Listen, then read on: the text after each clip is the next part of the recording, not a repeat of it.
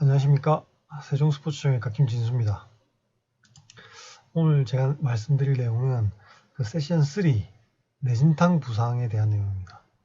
지금 저희들이 이제 내진탕 교체 규정에 대한 도입들이 지금 현재 이루어지고 있고 그 내용들에 대해서 제가 오늘 말씀드리도록 하겠습니다. IFAB라고 International Football Association이라고 하는 단체가 있습니다. 이제 뭐 EPL이라든지 FIFA라든지 여러 가지 단체들이 모인 곳에서 지금 내진탕 교체 트라이얼들을 2020년 12월부터 지금 논의를 해서 시작을 하고 있는 중입니다. 뭐 그런 여러 가지 이유가 있겠죠. 이제 뭐 2014년도에 알바로 피에리아라고 하는 선수가 이제 내진탕을 당한 장면인데요. 이제 뭐 거의 정신을 잃어가지고 들을 수가 없죠. 방금 이렇게 무릎에 정확하게 이제 머리를 가격당하고 난 다음에 레드 플렉 사인이 보입니다. 일어나지도 못하고 지금 균형도 잡지 못하죠. 그래서 이제 팀 닥터는 보자마자 이거는 이제 뭐 내진탕이니까 교체해야 된다 이렇게 이야기를 하고 있는 중인데도 선수가 이제 뭐 정신을 차려가지고 자기가 막 뛰겠다고 이렇게 얘기를 하는 거죠. 그래서 선수가 한 1, 2분 정도의 어떤 우리가 어세스먼트를 거치고 어쨌든 선수가 이제 SRC 그러면 이제 스포츠 내진탕이라고 하는 바로 정신이 돌아오는 거니까 돌아와가지고 경기장으로 복귀를 하게 됩니다. 그래서 이제 이 내용들에 대해서 사실 이후에 이제 평가받기는 의료진이 선수를 보호하지 못했다 이런 평가를 받게 됩니다. 분명히 저 환자는 레드 플렉 사인을 보이는 내진탕인데 의료진이 선수를 이기지 못하고 들여보내버린 이런 형태가 된 거죠. 또 다른 평가는 우리가 이제 경기가 멈추게 되면 이 선수를 2분 이내에 평가를 해서 이 선수가 경기를 뛰게 할 건가 아닌가라고 하는 것들을 결정을 해야 된다라고 하는 FIFA의 컨커션 프로토콜이 정해져 있습니다. 근데 그 이후에 보니까 이게 이제 2분 만에 이 선수를 완벽하게 평가할 수는 없다. 이런 평가들을 내리게 되죠. 또 한 가지 더 예를 보겠습니다. 이제 뭐 독일의 이제 크리스토퍼 카레마라고 하는 선수입니다. 이 선수가 희한하게 이상하게 뇌진탕을 여러 번 당해요. again 막 이런 걸 사줄 수 있는데 또 두 번째 그래서 again 뭐 한 경기에 막 두 번씩 머리를 부딪히기도 하고 막 이렇게 막 이런 거죠. 또 뭐 이렇게 막 또 다음번 네 번째 날에 또 이게 막 부딪히고 막 출혈도 일어나고 그래서 이 선수가 이제 막 헤드 인저리를 좀 많이 당하는 그런 선수로 좀 알려져 있었는데 이후에 알려진 거죠 사실은. 근데 이 선수가 월드컵 파이널에서 또 컨커션을 당합니다. 어깨에 부딪혀가지고 이렇게 컨커션을 심하게 당하는데 이때 당시에 팀닥터들이 해가지고 들어오는데 완전히 멍해진 모습으로 이렇게 들어오게 되거든요. 근데 이때 이 크레마 선수가 이제 뒤에 와서 보니까 저 뇌진탕을 잊기 이전에 다른 선수들과 한 번 더 충돌이 있었던 거죠. 충돌이 있었던 다음에 그 다음부터 기억을 잘 못하고 두 번째 컨커션을 당했을 때는 이렇게 팀닥터들이 해가지고 완전히 이제 빠지게 됩니다. 그래서 이때는 이 선수가 이제 뒤에 이야기하기는 아예 기억이 없다. 월드컵 파이널에서 이제 우승했는데 자기 파이널에서 어떤 플레이를 했는지 기억을 못하는 이런 심각한 메모리 로스가 일어났습니다. 그래서 이 예를 보고 이 컨커션이 여러 차례 반복하게 되니까 좀 더 심각한 브레인 데미지를 일으키는구나 이런 것들을 우리가 이제 알게 된 그런 케이스였죠. 그래서 이제 뭐 이것만 있는 게 아니고요. 또 이제 이건 2014년, 2018년도에도 뭐 이런 일이 또 계속 일어나게 됩니다. 이제 월드컵에서 이제 모로코의 노르딘 암라밭이라고 하는 선수가 컨커션이 일어났는데 이 선수가 심해가지고 경기가 끝나고 6시간 동안 의식을 잃고 있었습니다. 뭐 어떤 형태였냐면 이렇게 충돌을 일으키고 땅에다 부딪힌 다음에 이렇게 경련을 일으켰죠. 경련을 일으켜가지고 거의 일어나지 못하는 상황이었는데 팀 닥터들이 들어가서 막 이렇게 깨우고 막 얼굴을 때리기도 하고 막 강제로 일으켜서 막 선수를 뛰게 하려고 하는 노력들을 막 합니다. 막 선수들이 막 물도 뿌리고 막 이렇게 그래서 이제 이 선수를 뭐 사실은 이제 도저히 뭐 서지를 못하니까 이렇게 선수는 리무브 저 경기에서 빠져나오게 됩니다. 그래서 우리가 이제 뭐 레드 플래그라고 하는 것들이라 가지고 이제 선수는 빠지게 됐는데, 문제가 이 선수가 5일 뒤에 다시 이제 포르투갈하고 경기에 다시 나오게 됩니다. 이게 이제 저희들이 피파의 컨커션 프로토콜이라고 하는 것들은 6일을 쉬고 보통 7일째 나오는 것들이 이제 일반적인 상황이거든요. 근데 이때는 이 선수가 나오는 것들을 피파에서 허용하는 거죠. 근데 그 피파에서 이제 허용한 이유가 그 선수의 건강을 책임지는 곳은 팀 메디칼이다. 그래서 그 팀에서 메디칼들이 이 선수가 뛸 수 있다고 판단하면 뛸 수 있다. 그렇게 판단을 했었습니다. 그렇게 하고 이 선수도 이제 5일 만에 나왔을 때는 이제 그 럭비 선수들이 쓰는 스크럼 캡을 이제 쓰고 나와서 자기는 이제 내 머리를 보호하려고 노력도 하고 있고 충분히 거기서 복귀했다. 뭐 이런 제출을 취하는데, 이게 너무 불편하니까 16분 경기 시작 후 16분 뒤에 이걸 벗어버리게 되거든요. 그래서 결국은 이 선수가 이 게임을 뭐 다 뛰긴 합니다만, 어쨌든 FIFA의 컨커션 프로토콜이 정확하게 이루어지지 않았다, 이런 평가를 받게 되고, 결국 이 선수에 대한 구글링을 해보면 정말 많은 내용들이 나옵니다. 그래서 이제 이런 것들이 결국 피파 자체의 컨커션 프로토콜이 실제 선수들이 잘 지켜지지 않는다. 그래서 이런 프로토콜 자체만으로는 선수를 보호할 수 없다라고 하는 그런 의견들이 생기게 됩니다. 그래서 이런 데이터도 보면 이런 데이터가 나와 있더라고요. 이제 2014년 월드컵이 가장 문제였던 것 같습니다. 그때 당시에 81건의 헤드 인저리가 있었는데, 우리가 이제 뒤에서 후양적으로 비디오를 확인해 보면 컨커션 사인이 있었던 게 83%가 된다고 합니다. 근데 이 중에서 63%는 적절한 컨커션 어세스먼트를 하지 못했다. 단지 16%만 그 사이드라인으로 데리고 와가지고 이제 어세스를 해서 지금 괜찮은지 안 괜찮은지를 확인받았고, 그 중에서 단 3명만이 컨커션으로 경기장을 빠져나갔다라고 합니다. 그래서 이거는 실제 축구장에서 이런 컨커션 프로토콜들이 지켜지지 않는다라고 하는 그런 정보를 2017년에 저널 오브 아메리칸 메디슨 소사이어티에 보고가 됐습니다. 이런 것들이 사실 컨커션 프로토콜, 컨커션을 진단하면 사실 우리가 이제 레코그나이저 해가지고 리무브 하는 것들이 가장 기본적인 것이지 않습니까? 우리가 이제 스캡 5라고 하는 것들을 이용해서 이제 컨커션이 되면 빼야 되는데, 이게 그런 것들이 상당히 큰 부담으로 작용합니다. 뭐 팀 닥터에게나 혹은 팀 트레이너에게나 모두 부담이 되죠.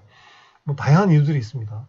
교체 카드가 이미 소진돼가지고 우리 선수가 빠져야 되게 되면 아예 선수가 작아진다든지, 그리고 아까 같이 선수가 이제 경기를 뭐 난 계속 하겠다 뭐 이런 의지를 보이는 경우, 또 보면 이제 우리가 컨커션이 의심은 되지만 선수가 그냥 그대로 바로 일어나가지고 컨커션 사인을 잘 보이지 않는, 그러니까 레드 플렉 사인이 아닌 뭐 옐로 사인, 뭐 의심되는 경우들이 많이 있을 때는 그냥 경기가 계속 진행이 되어 버리죠.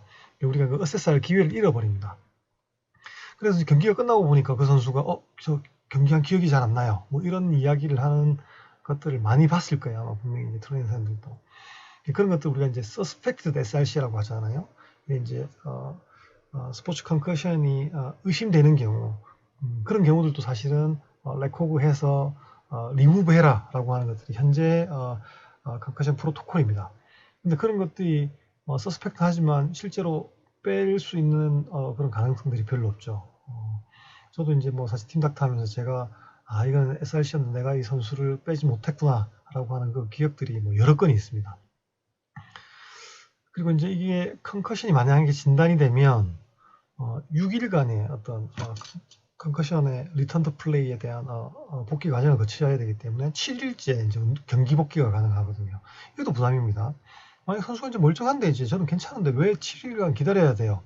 라고 하는 이야기도 하고, 감독님들도 잘 뛰는데 왜 그 운동을 못하게 시키냐, 뭐 이런 것들도 있고, 사실 또 팀에 이제 팀 닥터, 메디칼 닥터, MD쌤이 있을 때도 좀 나을 수는 있지만 그렇지 않은 경우, 그리고 경기장에 이제 매치데이 닥터라고 해서 경기장 자체에 어떤 배정된 의사 선생님이 있거나 혹은 뭐 응급구조사가 있거나 뭐 여러 가지 어떤 것들을 처치할 수 있는 사람들이 있는지 없는지에 대한 것들도 여러 가지 이런 컨커션 프로토콜을 지키는데 많은 부담으로 작용하게 됩니다.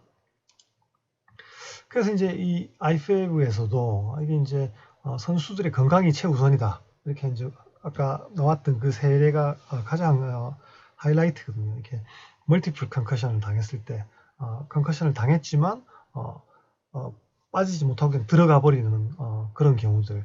뭐 이런 경우들은 선수의 건강을 분명히 시리어스하게 컨스퀀스, 시리한 결과를 만든다라고 하는 것들은 확실하다는 겁니다. 그래서 만약에 의심되면 분명히 그 친구를 빼서 앉혀야 된다라고 하는 강력한 메시지를 줘야 된다라고 하는 그런 결론을 냈고, 이런 결정을 하는 메디컬 파트에 압력을 프레저를 줄여줘야지만 이런 것들이 시행될 수 있다라고 회의를 해서 결정을 합니다. 그래서 이제 2011년 1월부터 트라이얼이 이제 뭐 저희들이 시작이 됐고, 이 트라이얼이 시작되고 2012년 3월이 되면 그 트라이얼을 시행한 결과를 가지고 축구 경기에서 이런 컨커션 트라이얼들을 어떻게 적용시킬지를 결정하는 것으로 알려져 있습니다. 지금 이제 우리가 컨커션 트라이얼들이 어떤 것들이 사용되고 있냐면 프로토콜 A와 프로토콜 B가 사용되고 있습니다.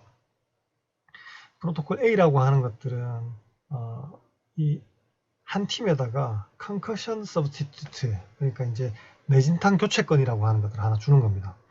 이제 뭐 쉽게 말하면은 이제 우리가 교체 선수가 3명인데 컨커션이 발생했어. 그러면 아까 같은 부담들이 있는데 그냥 무료로 공짜로 뭐 이렇게 교체권 하나 주는 거죠. 그래서 이제 뇌진탕 교체권으로 선수를 한 명을 바꿀 수 있게 시행을 할 수가 있습니다. 그래서 이제 뭐 여기에 두 번째 나와 있는 것들은 상대 팀에 additional substitute 교체권을 주지 않는다. 뭐 이렇게 돼 있는데 이거는 뒤에 프로토콜 B에서 설명을 드리겠습니다. 그래서 이제 우선은 한 팀당 한 명의 뇌진탕 교체를 허용하는 프로토콜 A는 어쨌든 뭐 교체 선수의 숫자와 상관없이 한 명을 교체를 할 수가 있습니다. 그래서 이렇게 뇌진탕 교체가 결정이 되면 그 선수는 모든 것들이 참여가 불참이 돼야 됩니다. 뭐 PK 같은 것들도 뭐 참여가 안 되고 무조건 운동장에서 빠져서 라커룸으로 들어가게 돼야 되고, 그리고 이제 이 컨커션 서브스티튜션 뇌진탕 교체권을 사용할 때 내가 우리 팀에 교체권, 일반 교체권이 남아 있다라고 하면 일반 교체권으로 교체를 가능하다는 겁니다. 왜냐하면 이거는 이제 컨커션 프로토콜이 이제 두 번째 발생을 해서 그걸 사용할 수는 없다는 거죠.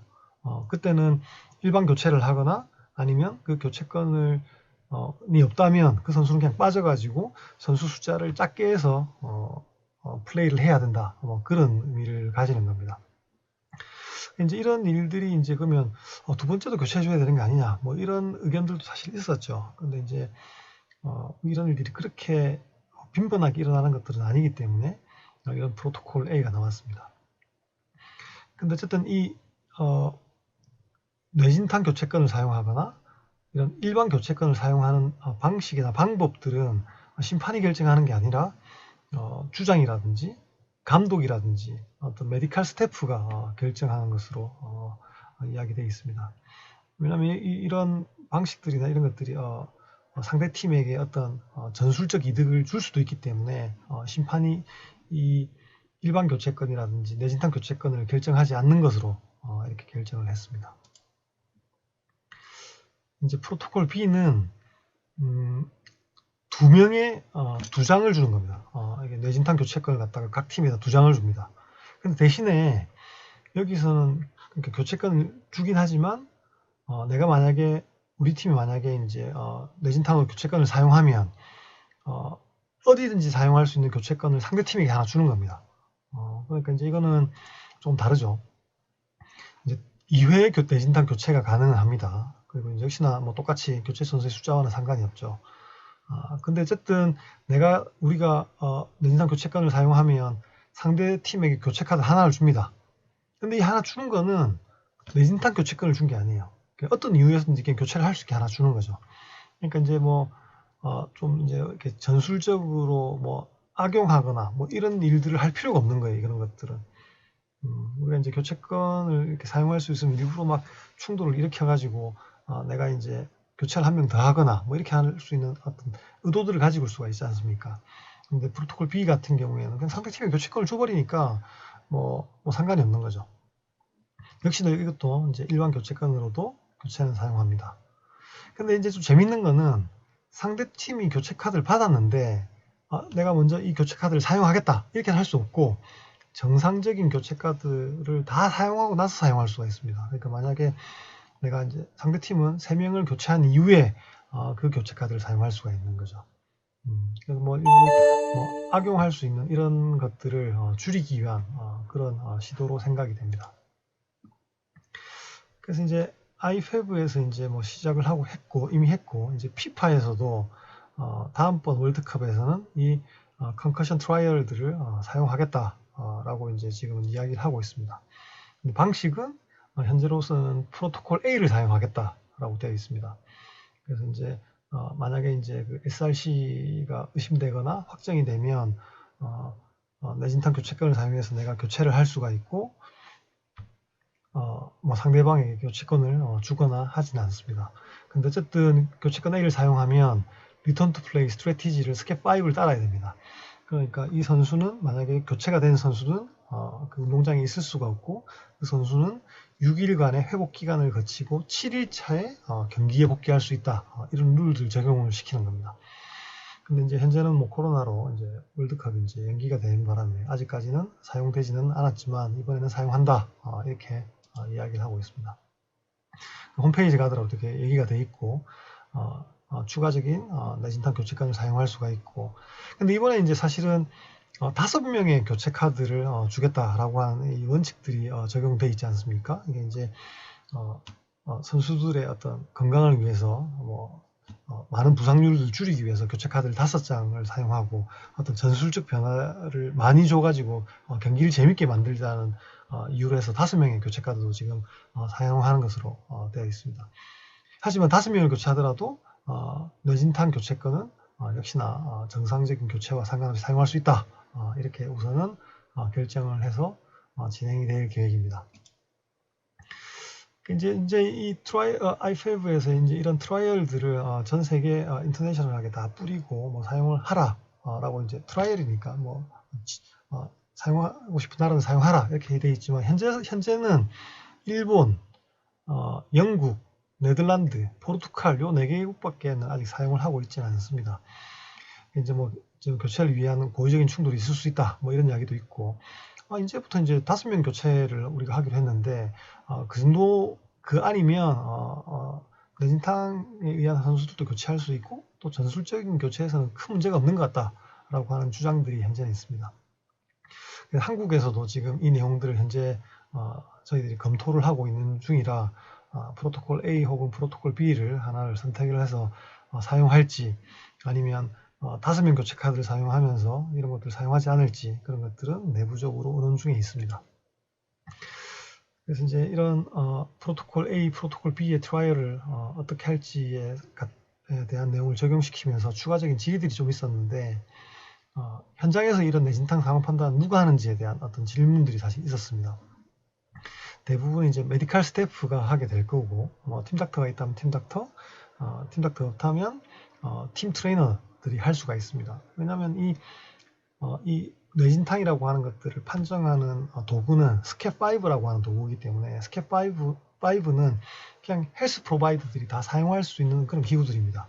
그래서 팀 트레이너들이 충분히 사용하면 되는 걸로 되어 있고 이페브에서 만든 내용에서는 코치 그리고 주장 그리고 메디컬 스텝 이 3가지 군들이 모두 다 이 내진탕을 진단할 수 있다. 그러니까 서스펙티드 SRC 내진탕을 의심하는 거니까 이런 것들을 할 수 있다라고 이렇게 결정이 되었기 때문에 현재로서 이페브에서 하는 내용들은 우리가 이제 운동장에 있는 선수들과 메디컬 스텝 감독 이렇게 결정을 할 수 있다 이렇게 아시면 되겠습니다. 내진탕 교체 활용에 악용 여지가 있으냐 뭐 이런 얘기가 있었는데 여지가 있긴 합니다만 굉장히 적을 걸로 생각이 돼요. 왜냐하면 대부분 그 경기의 베스트 멤버들을 데려와 가지고 다시 경기를 시키는 거잖아요. 경기 중에 이제 어떤 내진탕 교체가 되면 그 선수가 베스트인데 사실은 베스트 이외의 멤버들로 이제 교체해야 되는 경우들이기 때문에 약간 악용 여지는 좀 떨어진다. 만약에 이제 뭐 팀 플레이 마지막에 너무 힘들어 해서 그걸 사용한다 뭐 이런 일들은 있을 수는 있겠지만 그런 것들은 실제 우리가 이후에 후양적으로 비디오 판독을 한다든지 그래서 그런 게 페널티를 먹인다든지 이렇게 하면 이런 악용의 여지는 좀 없다 이렇게 생각이 됩니다. 그리고 내진탕 교체된 선수에 대한 후속 조치는 어떻게 해야 되는가라고 하는 질문이 있었습니다. 내진탕 교체를 통해서 교체된 선수는 필드에 있을 수가 없습니다. 그래서 보통은 좀 심각하거나 레드 플래그인 경우에는 바로 앰뷸런스를 통해 가지고 응급실로 보내고, 레드 플래그이 아니고 이제 옐로우 그러니까 의심되고 이제 증상이 심하지 않은 경우에는 이제 라커룸으로 들어가게 만들고, 보통은 라커룸에 들어갈 때도 저희들이 이제 뭐 30분에서 한 2시간 이내에 새로운 어떤 내병빈이 나타날 수 있으니까 누군가가 그 선수와 함께 같이 있어야 된다. 이런 룰들이 있고, 그 경기 끝나고 그리고 자기 전 그 다음날 아침에 그 선수를 정확하게 다시 어세스먼트를 해줘야 된다라고 하는 원칙들이 있으니까 그 원칙을 따르면 되겠습니다. 그래서 오늘 뭐 내용들이 뭐 저도 공부해서 하는 내용이라 좀 이렇게 딱 진짜 정확하게 말씀을 드리지 좀 잘 못한 것 같은데, 어쨌든 현재 이걸 좀 결과적으로 이제 좀 요약해서 말씀드리면, 저희들이 FIFA에서 컨커션 프로토콜이라고 하는 것들을 스캣5를 이용해서 많이 이제 전 세계적으로 전파도 시키고 뭐 해보니까 실제로 이게 컨커션이 일어난 선수들을 빼기가 쉽지 않은 겁니다. 이게 아까 보여준 데이터에 따라 가지고. 그러니까 이제 이게 좀 더 컨커션이라고 확정이 되면 진짜 뺄 수 있는 그런 툴들을 만들기 위해 이런 컨커션 트라이얼들이 시도가 됐고, 아마도 지금은 이제 프로토콜 A가 좀 더 많이 사용될 걸로 생각이 됩니다. 왜냐하면 이제 교체 선수를 5명으로 이렇게 할 가능성이 좀 높기 때문이죠. 그래서 어쨌든 이런 컨커션 트라이얼들은 아직 한국에서 정해지지 않았지만 선수의 건강과 그리고 의료진의 어떤 컨커션 판단에 대한 압박감을 감소시킬 수 있기 때문에 이런 컨커션 트라이얼들을 K리그에서도 적용시키고 그런 것들에 대한 결과 같은 것들을 한번 받아볼 수 있는 그런 기회가 됐으면 좋겠다라고 생각을 합니다. 네, 경청해 주셔서 감사합니다.